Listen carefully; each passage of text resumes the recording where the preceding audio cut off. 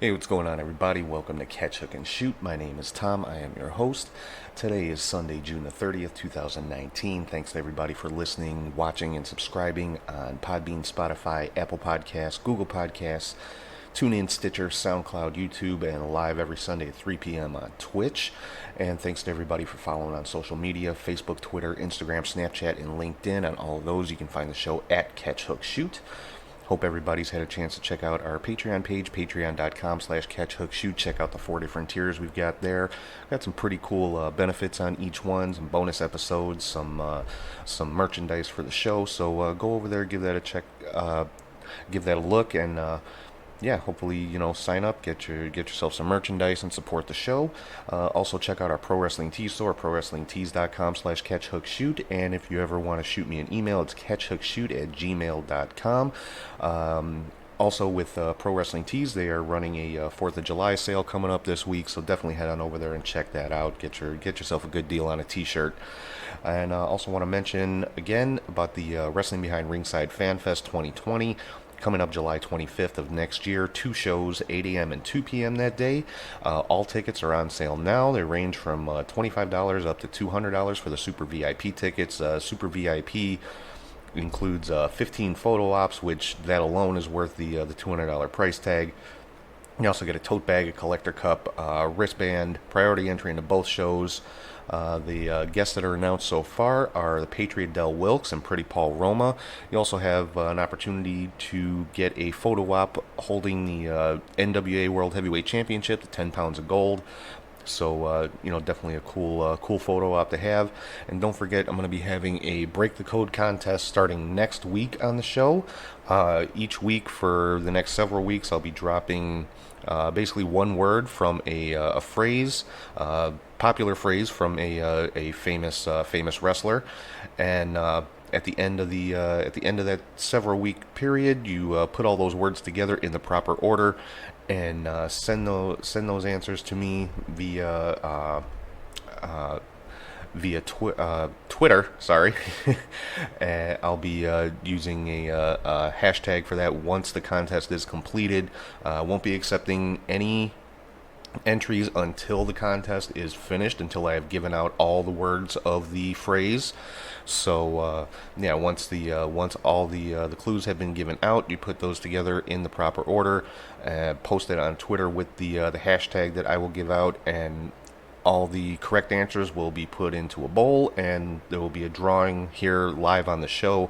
And the winner will receive 2 VIP tickets for the Wrestling Behind Ringside Fan Fest, and that will basically cover your entry into the show, your photo ops, and you will get the silicone wristband. This is not the Super VIP; these are VIP tickets.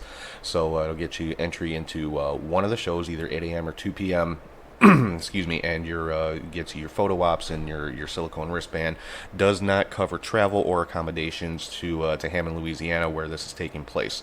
So definitely tune in next week for the beginning of that contest. So let's get into what's going on in the world of wrestling this week. It's been a huge week for pro wrestling. We had the WWE pay-per-view Stomping Grounds last week on Sunday. It was a decent show. There wasn't a whole lot of build to it because it came pretty close on the heels of the Super Showdown, the last Saudi Arabia show for WWE. But there were some good matches. A couple new champions crowned. Drew Gulak is your new cruiserweight champion. Also, a little bit of a surprise, but definitely a welcome one. Ricochet is your new United States champion. So definitely. If you did not check that out, definitely go back on the WWE Network and give it a look, because it was, despite the lack of build up and the fact that it was pretty much rematches of stuff that we've seen a few times already, it was a decent pay-per-view. Some new developments going into Extreme Rules. Looks like we're going to have a mixed tag team match with winner take all rules here. Becky Lynch and Seth Rollins taking on Baron Corbin and Lacey Evans, with both the Universal Championship and the Raw Women's Championship on line. So basically, if Baron Corbin and Lacey Evans win the match, they win both championships. Also saw the return of the Undertaker on Raw. Definitely another welcome surprise. Some people weren't too enthused about it. I myself, being the Undertaker fan that I am, I'm always happy to see him when he pops back up on TV. And it looks like that's gonna end up being a tag team match going into Extreme Rules. Of course, Taker did, like I said, showed up on Raw and made the save for Roman Reigns when he was getting beat down by Shane McMahon and Drew McIntyre. So at Extreme Rules, we're going to have the Undertaker teaming with Roman Reigns, taking on Shane McMahon and Drew McIntyre. So interesting matchup there. Looks like on Raw too, we're seeing a little bit of an alliance, realliance, I guess you could say, with AJ Styles and Gallows and Anderson, kind of putting the club back together. Interestingly enough, though, AJ did have a match against Ricochet on Raw, which was a fantastic match, and he kind of sent the club, Gallows and Anderson, away from ringside. Didn't want them there. A little bit of a confrontation going on. So I have to see what happens there. I don't know if we're gonna end up seeing a rift with the club, and I'm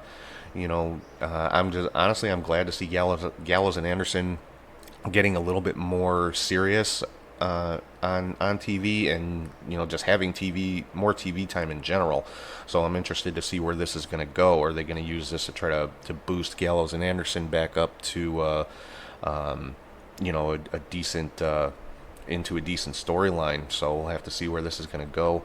Also on Raw and SmackDown this week, we did not have a new episode of the Firefly Funhouse from Bray Wyatt, but we did see some cameos from his friends, so to speak. We saw Mercy the Buzzard and Abby the Witch pop up on Raw.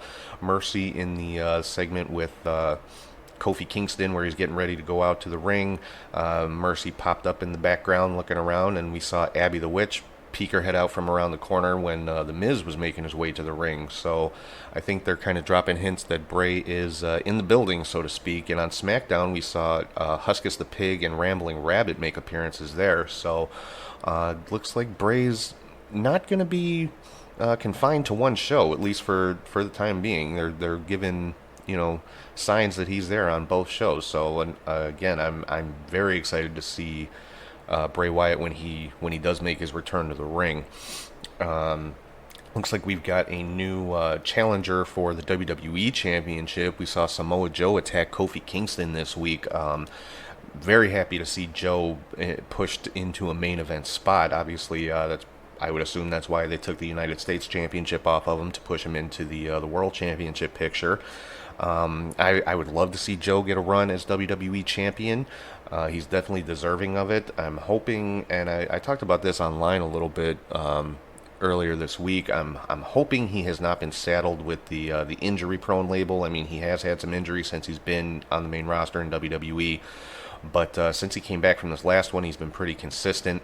And so, yeah, I would love to see Joe get a run with the world title. So looks like we're going to get the first match with Joe and Kofi at Extreme Rules. So I'm very excited to see that one.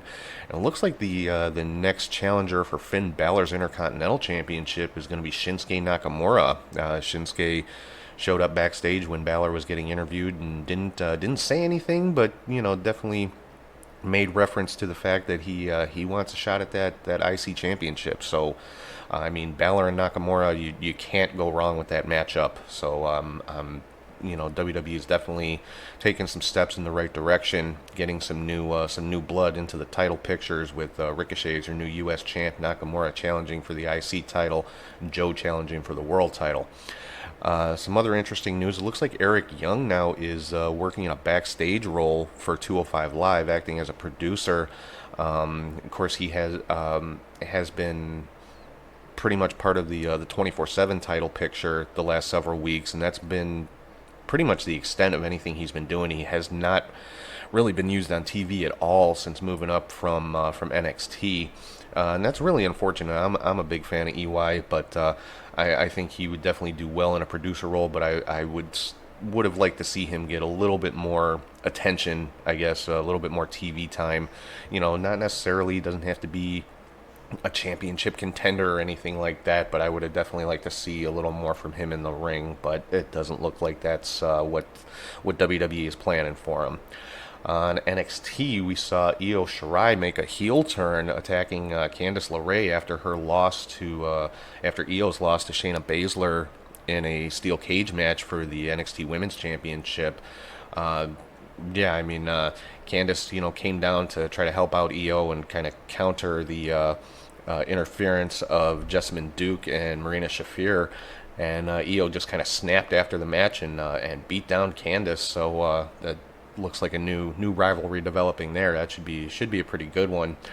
Also on Main Event, for those of you that watch Main Event on the WWE Network, it looks like there's a new faction forming. Kind of interesting. I like the three guys that they've put together: EC3, Cesaro, and Bobby Roode. They're three that haven't had too much direction the last little while. So put the three of them together. Definitely three guys that can get in the ring and go.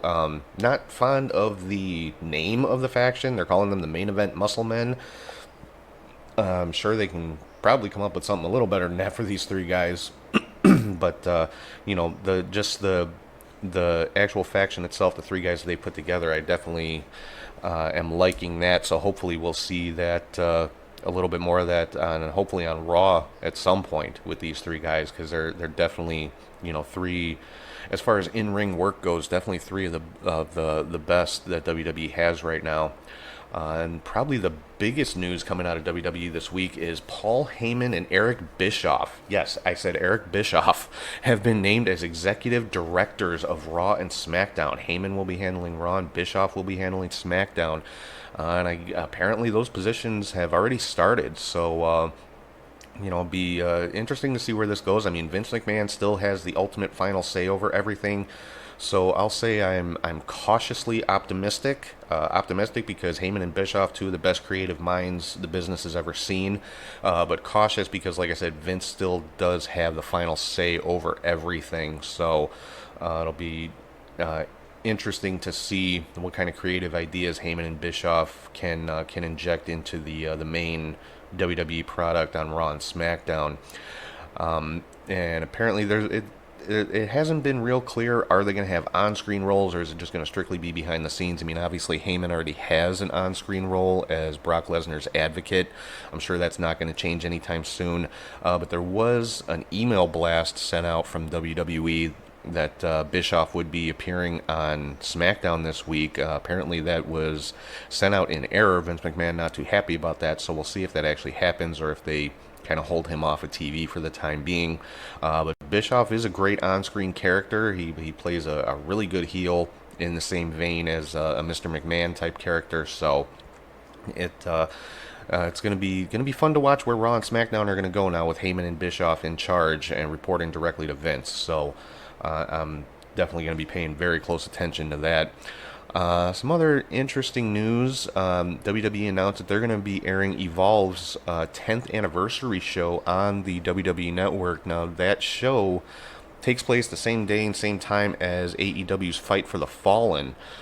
So, Kenny Omega kind of expressed some unhappiness about that on social media. The post was, I believe, taken down shortly after it was put up there. But, yeah, I mean, it is kind of, I mean, I guess, WWE just kind of, showing, I don't know if you would call Evolve competition for AEW. I mean, yeah, Evolve is one of the top independent promotions out there. Obviously, a lot of WWE talent has come from Evolve. And it has been going around for some time. I want to say a year or more, about WWE starting to air independent wrestling on the WWE Network. So this would be obviously the first instance of that. The timing of it, it's a little suspect. I mean, I guess, this is going to kind of gauge the interest in seeing some indie shows on the WWE Network. And it's also going to, it's kind of a test for AEW. I mean, with their Fight for the Fallen event on the same day, same time. So, I mean, it's WWE looks like they are trying to make this a competition, and I wouldn't exactly say this is flexing their muscle. It's not like they're putting one of their own pay-per-views up against AEW, but I personally I'm gonna watch both. So I think any true wrestling fan is going to try to watch both. I'll be watching Fight for the Fallen live, and if the Evolve show is like every other show on WWE Network, I'll be able to go back and watch it on demand later on. So that's my plan, and I mean, more wrestling is good for everybody. And I wish more people saw it that way. Everybody sees it as, this huge competition. Somebody's got to win, somebody's got to lose. Well, it doesn't have to be that way. I mean, there is room for everybody, and I think a majority of the competition is between the fans. I've said that for a long time. You've got your WWE fans that are just going to never give any kind of credence to anything other than WWE. You've got your AEW fans that are just so hyped up for something new and something fresh from AEW that they're going to just dump all over anything WWE does. And I really hate seeing that. I mean, that, like I said, more wrestling is good for everybody. Having their 10th anniversary show on the WWE Network, getting so many eyes on their product is great for Evolve. So I mean, it just, like I said, it's good for everyone. It's great for the fans. It's great for the promotions. So, like I said, I'm going to be watching both. I'm going to support both, and there's no reason that everybody can't do that. If you're a wrestling fan, support wrestling. Who cares what company it is? Support good wrestling, because that's what all of these companies are putting out. Whether it's AEW, WWE, Impact, Ring of Honor, they all put out good products, and there's something out there for everybody. So find what you like and support it. That's my take on everything. Some news from the NWA. It looks like Eli Drake has signed with the National Wrestling Alliance. That was announced at Ring of Honor's Best in the World show this weekend.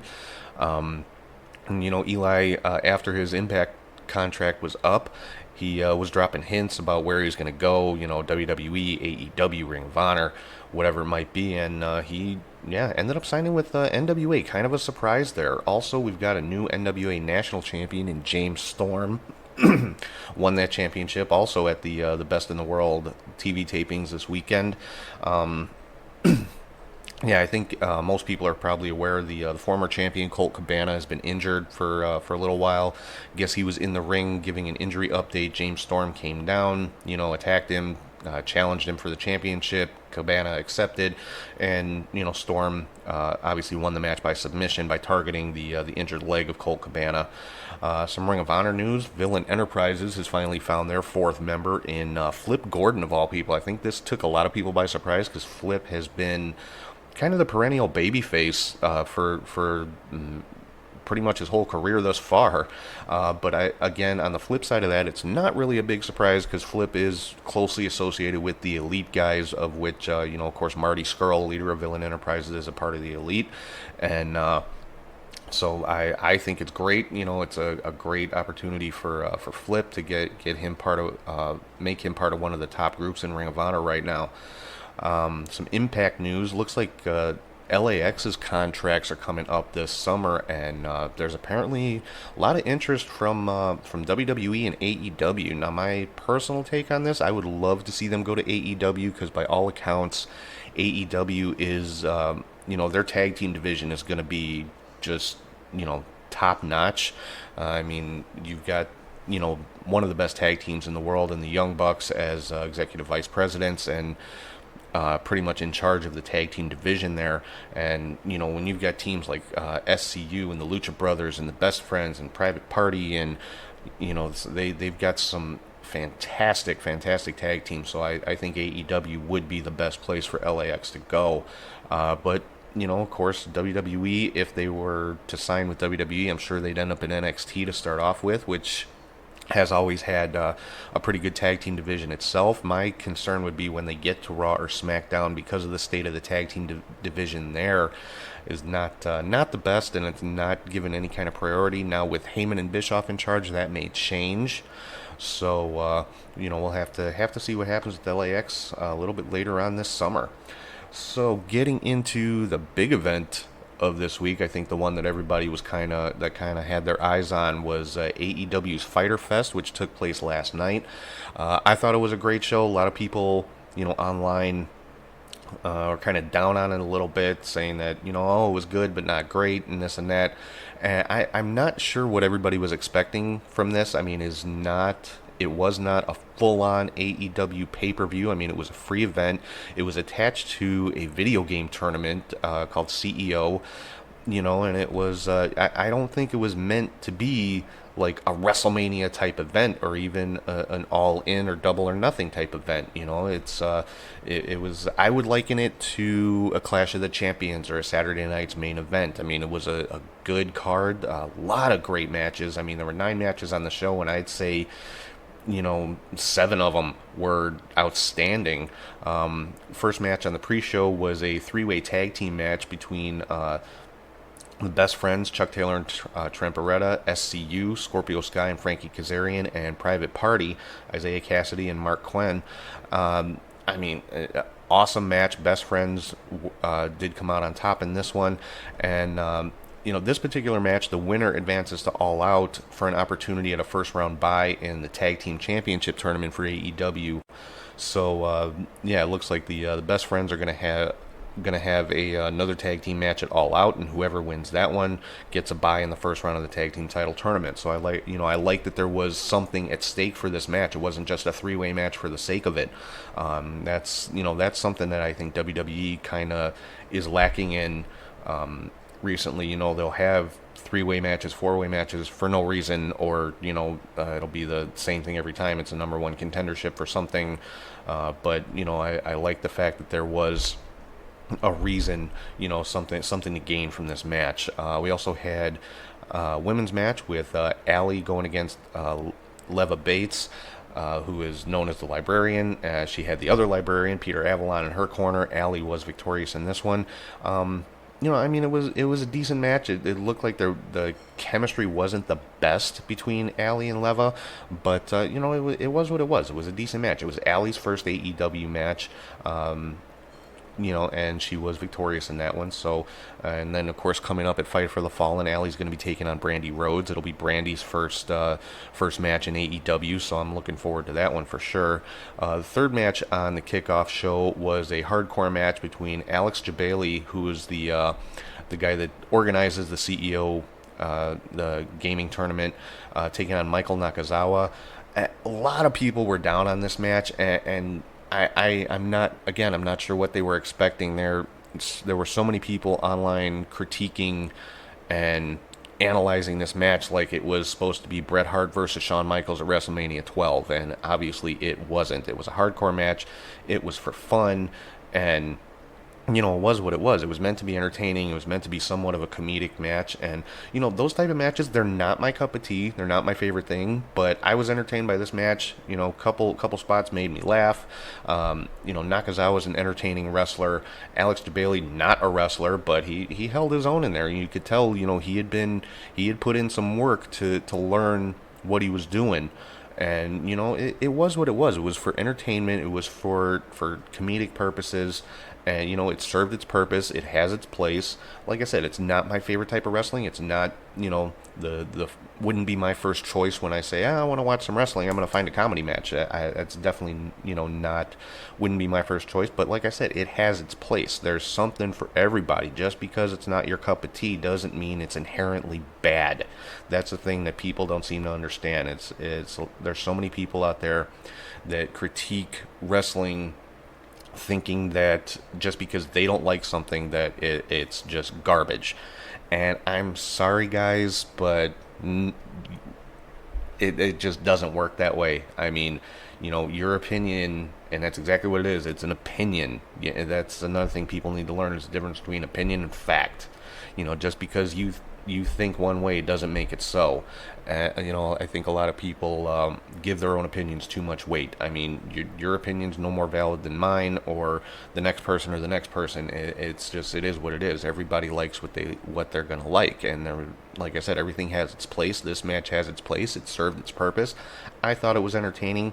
And, because I didn't take it too seriously. That's the problem. There's so many people that take everything so seriously and want everything to have some, big, huge meaning or whatever. And it doesn't need to be that way, guys. It's pro wrestling. It's supposed to be fun, and that's what this match was. It was fun. It was entertaining. It was, like I said, it made me laugh, and I took it for what it was.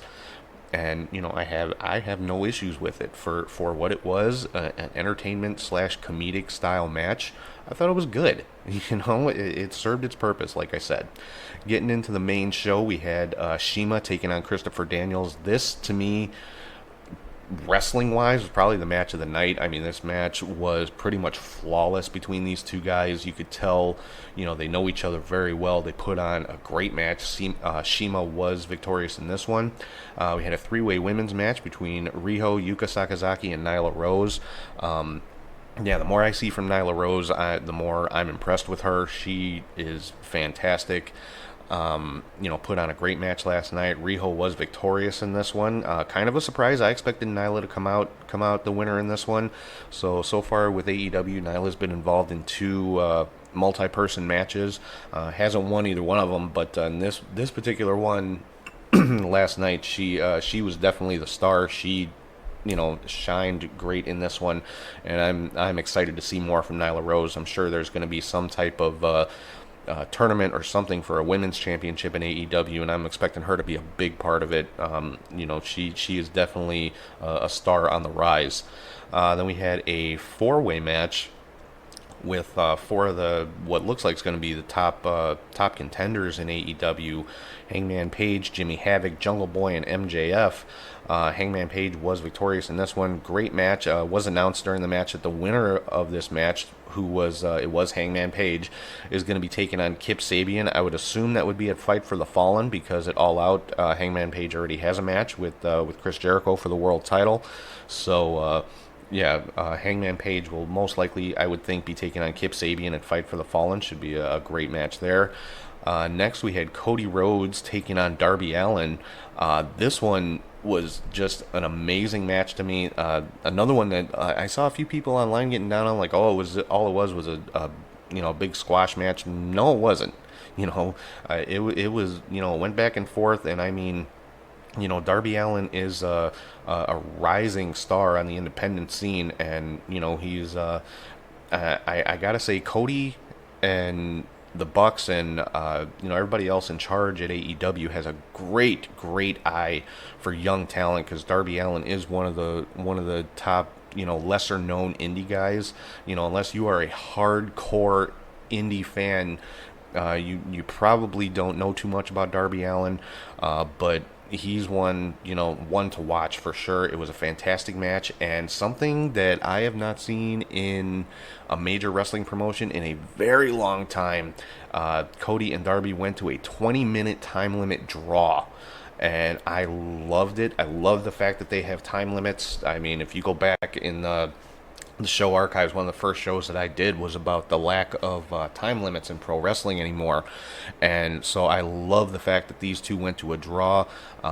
Made Darby Allin look great. Cody didn't lose anything by going to a draw. Made both guys look exceptionally good, and it was a fantastic match. I mean, if you have not watched the pay-per-view and you only see one match from this show, watch Cody and Darby, because this was an old school, reminded me of an old school NWA match, almost like a TV title match, where you get two guys in the ring that can just work their asses off and just go to a 20-minute draw. Nothing's resolved, and hopefully you get to see it again. That is the type of match that this was, and this match alone would be worth the price of a pay-per-view, I think, in my opinion. And then at the end of that match, we saw Shawn Spears come in through the crowd with a steel chair and just bash Cody over the head with it. Cody was busted open, looked like he was bleeding pretty bad, and this was an unprotected chair shot, something you do not see really in wrestling anymore at all. I mean, in WWE, you do not see chair shots to the head at all, protected or unprotected, just because of the concussion and CTE issues and things like that. But so that was kind of a shock. And like I said, Cody was busted open. Looked to be quite a bit out of sorts, being led from the ring. AEW did announce a little bit later on, Cody took 12 staples in the back of his head where he took the chair shot, but there was no concussion, so he's fine. So definitely good news there. And there was lot of talk online about this last night. I think it was probably the biggest issue that people were talking about was that unprotected chair shot. My take on it is I don't like the unprotected chair shots personally, just because of the damage that we know they can do now. But I think they do have their place. But I think it's something that needs to be used very, very sparingly. And if now the Young Bucks did chime in earlier today about it, and they said the chair was supposed to be gimmicked, quote unquote, meaning basically set up to where it shouldn't have done any damage. Obviously, the gimmick didn't work because Cody was busted open by it. So I like that they acknowledge that the chair was supposed to be worked so that it wouldn't injure Cody. But like I said, obviously it didn't work because Cody was still busted open and had to take 12 staples in his head. But I think in a situation like that, obviously I would test out the gimmick chairs ahead of time to make sure they're working properly. But if it's going to be a situation where it's a gimmicked chair and somebody's not going to get brutally injured with it, then yes, I definitely think it has its place. I still, even with gimmick chairs, I think it's something that needs to be used sparingly. Otherwise, it becomes just commonplace and expected, kind of like back in the ECW days, where everybody and their mother was taking just brutal unprotected chair shots to the head. And if if you listen to Rob Van Dam, he says he's had well over 100 concussions just because of those type of chair shots. So I think it's something that needs to be used very sparingly and only in like your hottest top type storylines, just to kind of get that big heat on the heel, which in this case looks like it's going to be Shawn Spears. I would assume that this would lead to a match between Cody and Spears at the All Out pay-per-view coming up on Labor Day weekend here in Chicago. So I'm definitely interested to see where that's going to go, because talking about the unprotected chair shots, Cody, obviously he's an adult and he can make those kind of choices for himself, but obviously he's willing to take the risk. But you're talking about Cody and Shawn Spears, you're talking about two guys who are tremendous workers in the ring, very good friends outside the ring. They know each other very well, they know what they're doing, and obviously Cody's willing to take the risk involved in taking a chair shot like that. But like I said, it's not something you can do on a regular basis. And like I said, I like the fact that we're supposed to be using a gimmick chair. Hopefully that's something that they can work out moving forward. But I hope it doesn't become commonplace, because that could create a lot of problems. And I'm sure they're aware of that. But when it comes down to it, it's really between the two guys that are working. And like I said, Cody obviously willing to take the risk. He obviously trusts Shawn Spears to not overdo it, which if you go back and watch, he really didn't. He didn't follow through with the shot. He raised the chair, came down, and stopped the chair at Cody's head. Didn't swing through like he was hitting a baseball or something like that. So they did the best they could to be safe with it. Obviously, getting hit in the head with the chair is never going to be safe, but I think it's something that has its place. Like I said, I'm not a huge fan of it just because I know the kind of damage it can do. But if they're going to use a gimmicked chair or whatever the object might be that the person's getting hit in the head with, they're going to be as safe as they possibly can about it. And use it, like I said, use it very, very sparingly, only to get that moment of shock and awe and heat on the heel or whoever is swinging the chair. Then I do think it has its place. So hopefully, and I'm sure Cody and the Bucks and Tony Khan and everybody else in charge at AEW knows all of this already. I'm not saying anything that everybody doesn't already know. So, hopefully going forward, it's something that we're not going to see on a regular basis. And I don't think it will be. I think that, Cody and the Bucks and everybody else, I think they're smarter than that. They're smart enough to know that, that's not something people are going to want to see on a weekly basis. So, moving on to what was technically the main event of the show. We had the Elite, the Young Bucks and Kenny Omega taking on the Lucha Brothers and the Laredo Kid. Another fantastic match. The Elite were victorious in this one. And again, a handful of people online, oh, is this a big spot fest and da-da-da. Well, yeah, what were you looking for in this one? I mean, you've got 3 luchadors taking on 3 guys who, for the most part, made their name, had their biggest success in Japan. So yeah, you're gonna get quote unquote flippy wrestling with these guys. That's their thing. That's their bread and butter. That's what they're good at. That's what they do. And again, you don't have to like every type of wrestling that's out there. I mean, it is what it is. I personally like the lucha style matches, which is what we saw. And was it a spot fest? Sure, but it was entertaining as all hell, and it was great. And the Elite were victorious in this one. I definitely don't think the excuse me, I definitely don't think we've seen the last of the Young Bucks and the Lucha Brothers. At least I hope we haven't. I'm sure both of those teams will be part of the tag team tournament. Coming up for the tag team titles.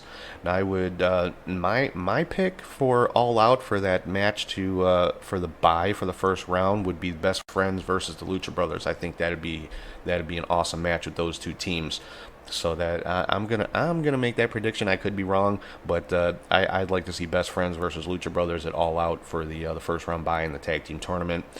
Then after that match, we had a good old-fashioned, what they used to call a lights-out match. For those of you guys that aren't as old school as I am, what a lights-out match is basically means that the show is over, they shut the lights off and turn them back on, meaning that this is not part of the event. The event is over. They've shut the lights out, and the promotion putting on the event is pretty much not a part of this anymore. And this match was between Jon Moxley and Joey Janela. This match was ridiculous. A lot of cringeworthy moments in this match. I mean, barbed wire, thumbtacks, chairs, tables. Pretty much any hardcore element you can think of was there. And I mean, again, if you don't like hardcore wrestling, then this probably was not for you. I am a fan of hardcore wrestling, especially when there is actual wrestling going on as well. It's not just hitting each other with barbed wire bats and steel chairs and things like that. And this match delivered. It was a fantastic match. I loved it. I actually had to look away a couple of times just because a couple of moments in there were just like, oh my god, that's gotta hurt so bad. But yeah, it was just a fantastic match between Moxley and Janela. Moxley was victorious in that one. At the end of it, we saw Kenny Omega come back out and attack Jon Moxley. Of course, they've got a match coming up at All Out, so just building that rivalry some more. So all around, a very, very good show. Like I said, I liken it to a Clash of the Champions or a Saturday Night's Main Event. Something that you would see in between major pay-per-views. Really, really old school style, and that seems to be kind of what AEW is going for, melding the old school with doing their own thing, merging old school and new school together. And I'm loving what I've seen from AEW so far. So I can't wait to see more. So coming up next now, I've got an interview that I conducted earlier in the week with a gentleman by the name of Trap Gambino. He is he's got his hands in pretty much everything. He is involved in the MMA world with a company called Lingerie Fighting Championships. We'll talk a little bit about that during the interview. His wife is a great martial artist named Ashley the Mob Wife Gambino. We'll talk about her. Kind of his beginnings getting into entertainment. He's an actor, he's a musician, he's, like I said, he's got his hand in pretty much everything. So I'm going to cut to that right now. Hopefully you guys enjoy it, and I will be back at the end of it to wrap up the show.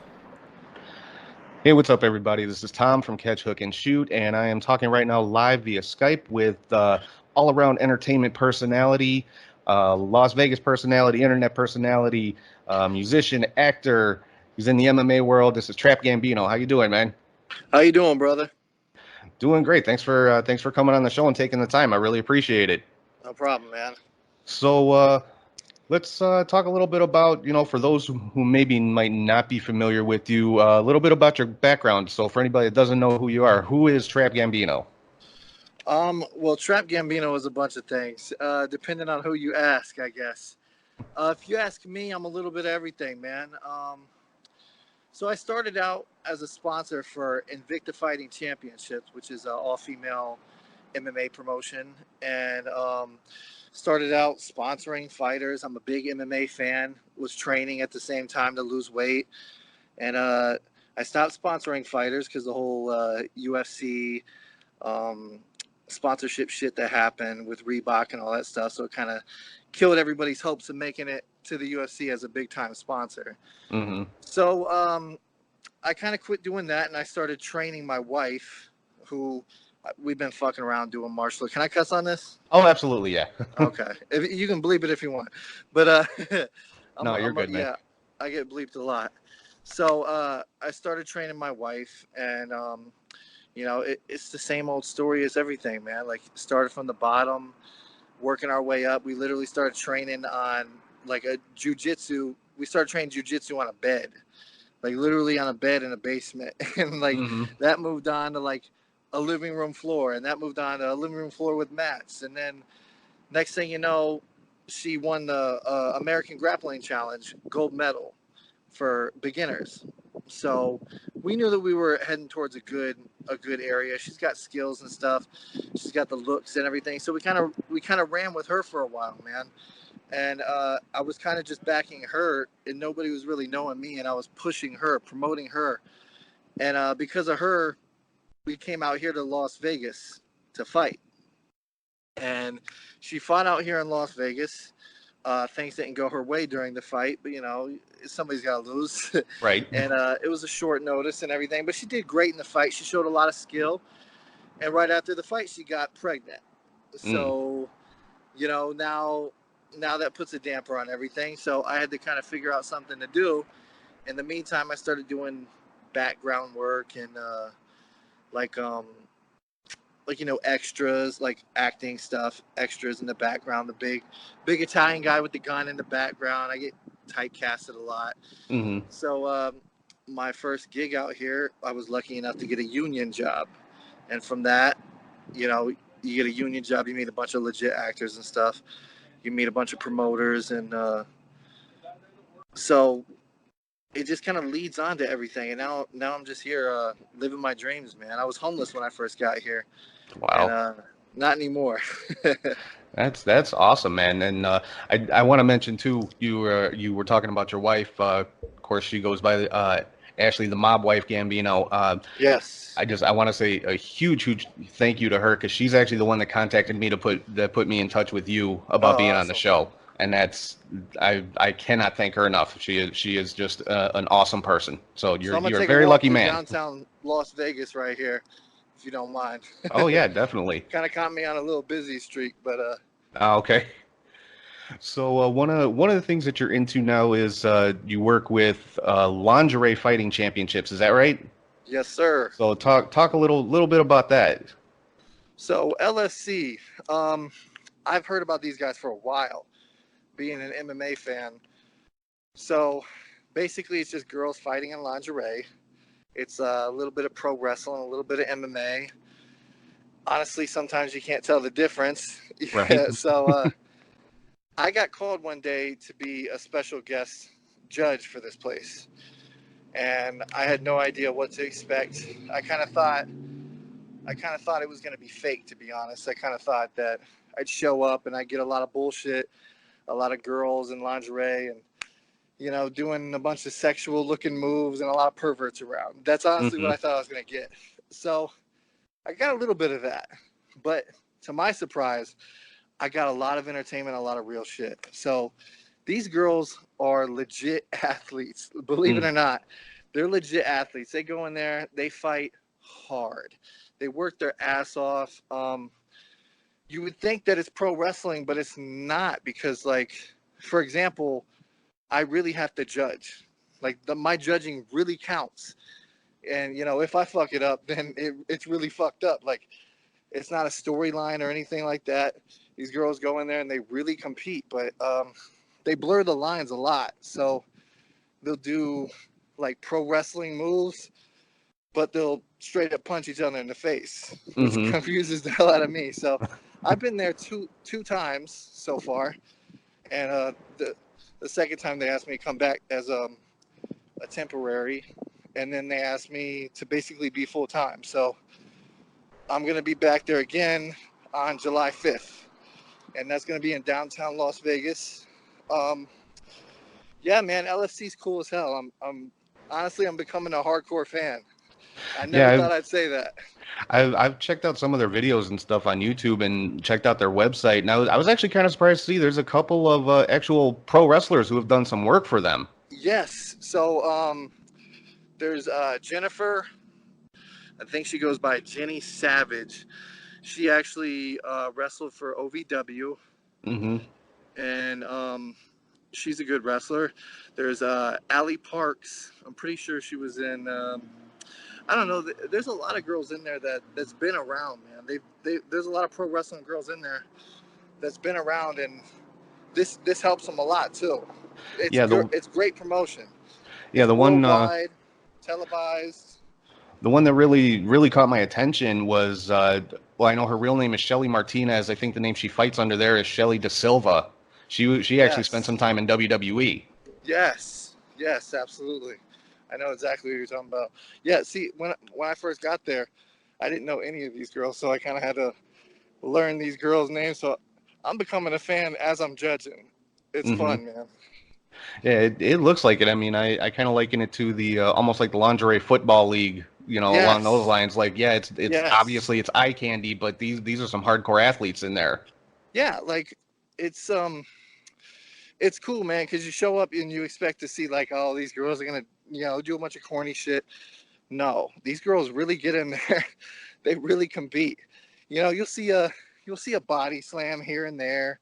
You'll see a fake punch here and there. But then I don't know like what kind of agreement they got in the back, but it's definitely like, so I've cornered MMA fights before. I've cornered jiu-jitsu matches before. I know what real grappling and real striking is.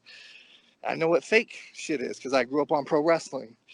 I see both. So it's great, man.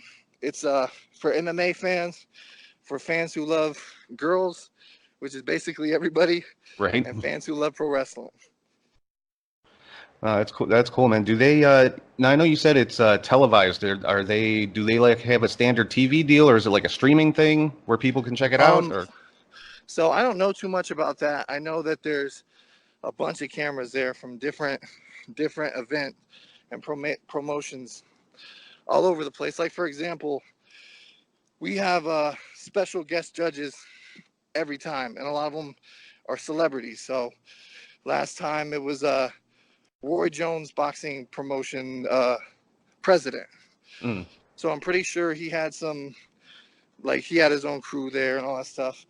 And so Sean Donnelly isn't really, he's the president of the LFC. He's not really a promoter of events. He kind of works for people who promote events. So there's a lot of cameras there. I have my camera okay. guys there. We got a YouTube show going on called Trapping Over Vegas. If you want to check that out, homie just wanted to show off over there. That's what it sounds like. Yeah, I do. I actually just recently subscribed to your YouTube channel, and Oh, thanks, yeah, man. I'll do the same. I definitely suggest other people subscribe to it because you have a lot of footage on there of your wife, like you were talking about before, with just the Yeah, mat in the living room floor, and then yeah. you can kind If of you see go the on that, progression. yes, that's what I was just gonna say. If you go on that YouTube channel, you can see like us going from a living room floor in Ohio, not knowing anybody, to kicking it with people like Nick Diaz and getting drunk in downtown Las Vegas. Hmm. It's wild, brother. Yeah. It's. I mean, it is really cool to kind of be able to see that how that journey kind of played out for both of you guys. So, all right, so let's kind of switch gears here. You said you grew up as a wrestling fan. So who were some of your favorites growing up in as far as pro wrestling goes? Oh man, Triple H. When you talk about favorites, Triple H number one, Okay. the cerebral assassin. and I feel like I kind of feel like him sometimes, like, setting up things to work your way in. Mm-hmm. So I liked his style, man. He took advantage when the big guy was gone, when Stone Cold was gone. I don't know if you know the story. You probably do if you're a wrestling fan. Oh yeah. So I love how he kind of weaseled his way in there, and now motherfuckers running shit. So I love that, man. Yeah. He definitely, he stepped up when there was that open spot, and he just kind of stepped up Opportunist and for took it. sure, man. And that's, I mean, in that kind of business, that's what you got to do. You got to be the ultimate opportunist, like what they used to call Edge when he was in the business. Absolutely. Yeah, Triple H is definitely my favorite. 100%. The whole story. So do you still follow pro wrestling? I know you're a busy Um, ass guy, but yeah, I really don't watch TV that much, to be honest. yeah, I no, get that's I get calls all the time like, "Hey, man, you were just on TV," and I'm like, "Man, I don't even watch TV." Like apparently the other night we made it on entertainment entertainment tonight. I oh got the nice. screenshot for it, but I didn't watch it. So let's get into a little bit of the kind of the big thing that you're dealing with right now. This whole Ooh, the whole issue with Logan Paul and Slap for Cash. I know okay. anybody that's up on internet beefs, I'm sure knows about this. I mean, I'll be honest, I never even heard of Logan Paul until he got in trouble for taking the video in that forest in The Tokyo. suicide forest Yeah, situation. Yeah. I never heard of him before that. I don't follow like the internet trendsetters and that kind of If I'm thing. So, sweating, I mean, it's Las Vegas, so uh, so how? I mean, for anybody that doesn't know by now, how did all that come about with your guys Slap for Cash and Logan Paul? okay. So I'm not sure if you posting this live or not, No, it's but not. It's not live. This will go up. What's today? Monday. It'll go up on Sunday. Is when I post the okay. show. Well, if you want to add the clip in there, you can. So the clip that started it all is on Logan Paul's Instagram, and my client, I'll pull the whole Paul Heyman. My client, Slap for Cash, went over there to teach. He's like the slap master. He's known as the slap master. So he went over there to teach Logan Paul how to throw slaps and knock people out for the fucking the contest. So he goes over there, tries to set him up. Sorry, a little doggy over here. But he goes over there and sets him up with the training and everything. And at the end, he's like, Logan Paul wants to slap for cash. So that happens. And if Hmm. you want to play that while I'm talking about it, you can. But you can see how it went. And they played off of it, and they got their views, they got their money and everything from the content, the violent content that Right. my client gave them. He got paid, but they made him look like a bitch basically, and they kind of fugazied some of the footage, and they kind of made up some stories. So I got my buddy a big interview, and we called out Logan Paul. So I didn't think he was going to accept, to be honest. Logan Paul accepted. So now tomorrow we're going to LA, and we're going to fight Logan Paul in his backyard. Nice, nice. And I did. I saw both sides of the footage. I saw Logan Paul stuff, and I saw the stuff that Slap for Yeah. Cash put up. Yeah, you can see that he cut the footage. I mean, I don't know why, but Yeah. So I'm I. just I'm just here to see I'm here to see a good fight. It would be nice if I could step in there and fight, but I don't think that's gonna happen. I kind of asked for that already, and it was kind of declined. Right. So I was trying to get up a fight with like Jake Paul or somebody, or maybe Logan Paul's manager or something. I don't know. I was trying to get my face in there. Right. So, so I was trying to do that, but I don't think that's gonna happen. But I'm gonna be there. I'm gonna be in this corner. I'm gonna be rooting him on, and may the best man win. Yeah, and like I said, by the time this actually goes up on the podcast and on my YouTube page, the fight will be over with. But yeah, I mean, like I said, I've seen both sides. I tend to side more with Slap for Cash, just because the footage that he put up was, it kind of reminded me of like a blooper reel you would see after, at the end of a movie or something like that, where Right. the guys just they're in the middle of trying to be serious and then they just break up laughing. So that kind of tells me, maybe the Yeah. Logan Paul stuff was a little embellished to Yeah, put it and nicely. people have to remember, man. Like, I'm getting mail from all over the fucking world because of this shit, and they have to remember that this is all just show business. Right. So, it's not that serious, man. We're just some grown ass men having some fun and getting paid doing it. Yeah, Going in the exactly. backyard, boxing each other, slapping the shit out of each other. Is it Right. really that something to get serious over? Yeah, and I mean, like I said, this is a wrestling podcast, so it's all about the showbiz part. Exactly, man. It's all about the entertainment, is what it is. So, but yeah, good luck to Slap for Cash, and may the best man win, like you said. So, is that going to be like posted anywhere? Is it going to be on YouTube or anything like Oh that? yeah. Okay. So Logan's looking to make quote unquote a sick piece of content out of this. So I'm if he doesn't tag me, that's whatever. My face will be on there. He doesn't like us right now, man. We're kind of attacking his brand. But this is the thing about Logan Paul.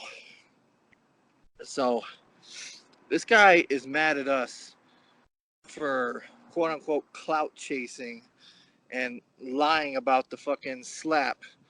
This is the thing though, like he's on there saying like, oh, you clout chasing motherfucker, how dare you, after all I've been through, you're gonna do this to me, and fucking crying to his fans. But how the fuck do you think Logan Paul made it? You know what I mean? This is what I don't Right. get. Like, that guy, like, if you check out his last video of him arresting people, bounty hunting with Patty Mayo, the fucking guy's name is Patty Mayo. They're a bunch of fucking YouTube geeks. We're real gangsters over here. We really do this shit. And these fucking geeks don't know what they're playing with, man. Like, they think that they can dance around my boy just because he's a big guy, just because he's a little overweight. But they don't understand we're real fighters, man. We're not doing this for YouTube clout or none of that shit. This is real beef. And of course it's show business at the same time. On my part, I have no real beef with anybody other than the fact that Logan Paul is mad at Slap for Cash for chasing clout. But I mean, like, how the fuck did you make it? You know what I mean? Yeah, Like, I just feel exactly. like he's hating on somebody for trying to make it the same way he did. Mm-hmm. And like, damn, that's a big ass bus. But so yeah, right there. So I just feel like it's fucked up how, like, this kid's, first of all, he's 23 years old. His balls haven't even dropped yet, and you can't give me life advice. You know what I mean? Right. So he's 23 years old. He's a fucking multi-millionaire, one of the most popular, famous people in the world, and he's gonna dog somebody for trying to get, a little bit of what he's got. Mm-hmm. Like, you're so selfish you can't give a little bit of what you got. Like, anybody he responds to gets fucking clout. Like, we're literally world news over this dumb shit. Right. So that's what I don't get, man. Like, if you're gonna get famous and rich off clout chasing, don't hate anybody else that's trying to do the same fucking thing. You know what I mean? Right. And In I the mean, end, all this is clout chasing. What the fuck do you think we're doing? We're YouTube personalities. You know what yeah, I mean? We're exactly. internet personalities. Nobody thinks I'm fucking serious sitting in the back smoking a vape pen. Like, you know what I mean? Like, we're And I fucking mean, putting on a show here, man. Let's just have fun doing it. Fuck it. hell, that's same thing I'm doing here. I got a YouTube channel and a podcast about pro wrestling, and why do you think I got you on here? Because I want to get more eyes on my show, and obviously because you're a cool ass dude, and I wanted to talk to you. But but that's the whole point of even doing anything like this, is because you want to get that recognition, and then hopefully at some point the money that goes along with it. Exactly. I mean, like, is there any reason to do is there any other reason to do it? Like, people hit me up in my inbox all the fucking time, like, fuck you, you clout chasing motherfucker. Like, bro, is there any other reason to do this? You know what I Right. mean? I came here to get famous and get rich. That's why the fuck I'm in the middle of downtown Las Vegas right now, following my fucking dreams. I came here homeless. I was sleeping in the Circus parking lot with my wife and my fucking kid in the back seat. Oh And this is damn. how we got away with it, man. I obviously you're not allowed to sleep in the parking lot, so I would go in and I would pretend like I'm gambling while my wife is sleeping, and then she would go in and pretend like she's gambling while I'm in there sleeping. That way we have a story like, oh, my wife is in there gambling, you know. Mm-hmm. So, and through that whole time, I was sitting there looking at my kid in the back seat of the car, like, man, I can't believe I'm fucking doing this. Like, but you know what? It was worth every fucking bit of tears, every bit of sweat, drama, all that shit, man. Because you know I'm here now, and it's just slowly climbing up. As long as I'm staying busy, that's all that matters.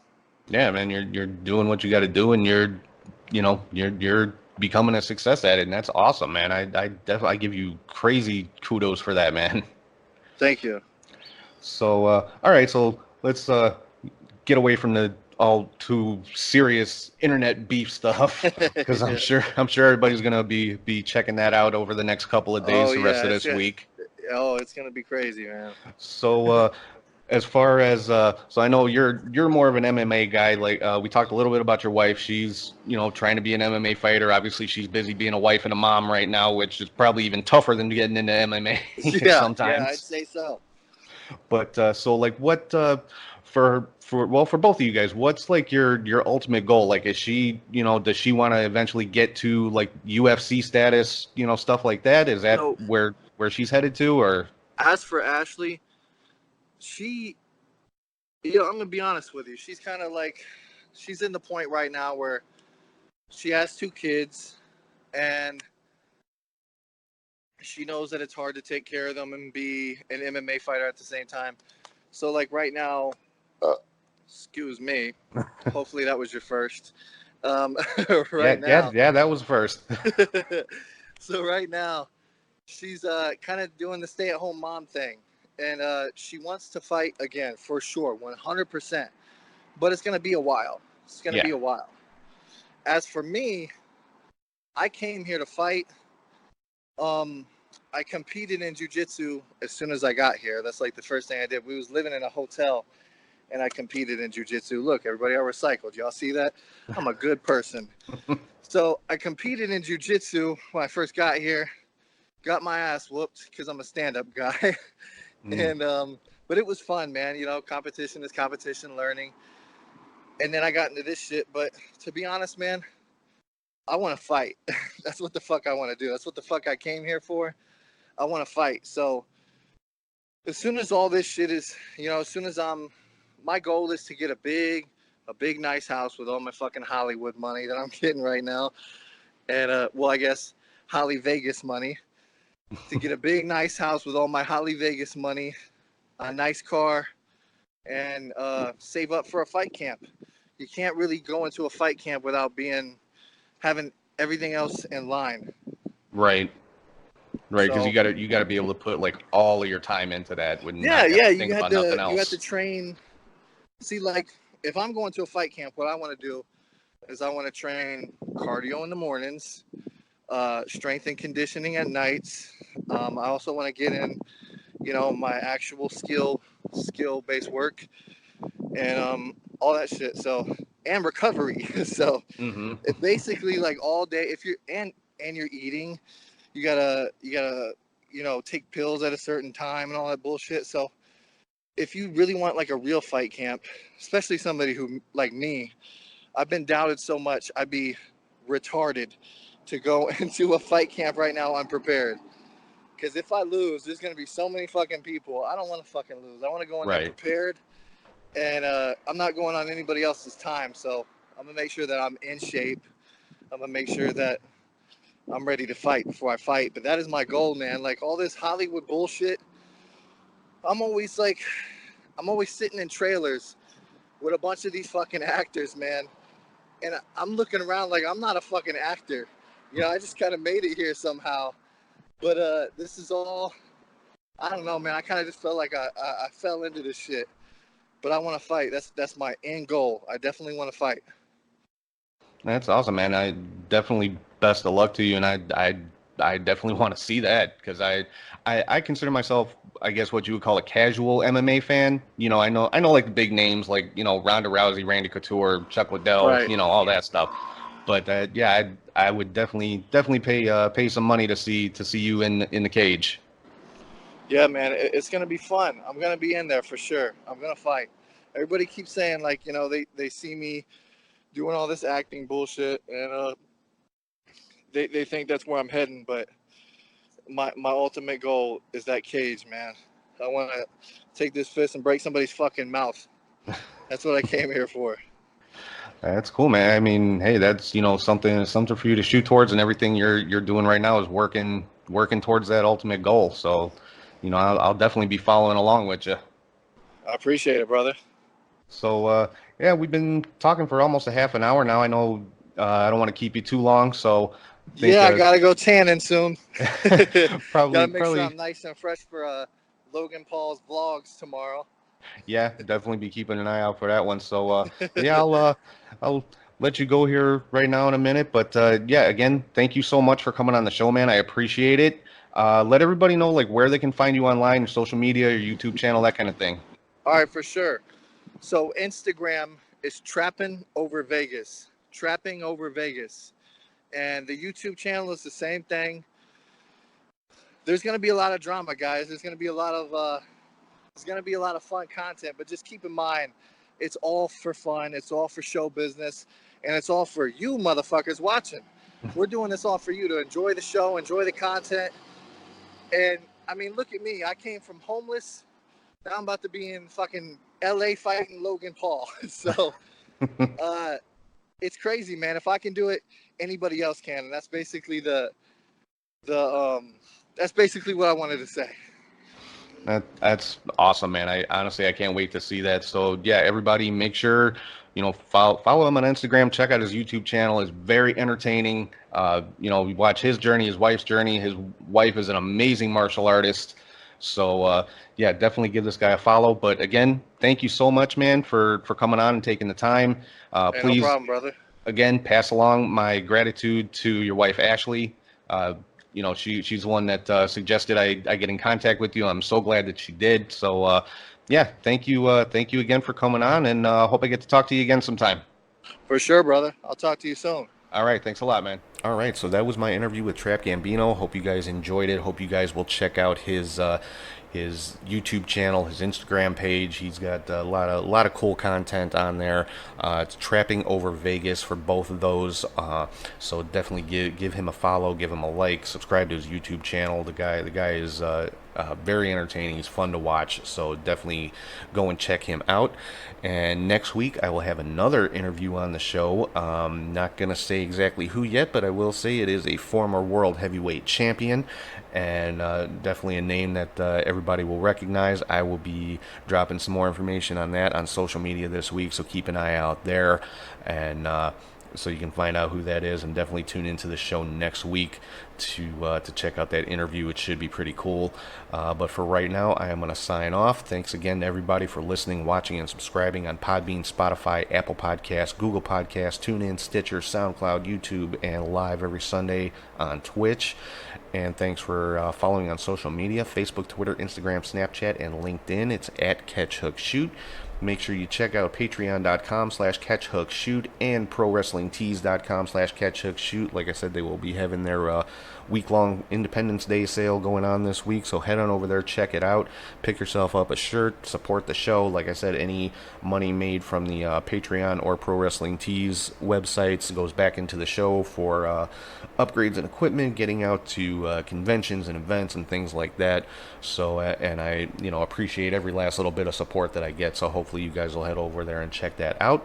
And if you ever want to send me an email, it's catchhookshoot@gmail.com with any questions, comments, anything like that. Yeah, I'd love to hear from you guys. Anything you would like to see or hear on the show, any suggestions for guests or anything like that, make sure you hit me up on there. Once again, it's catchhookshoot@gmail.com. So I am gonna sign off for right now. Hope everybody has a great 4th of July weekend coming up this week, and I will talk to you guys soon.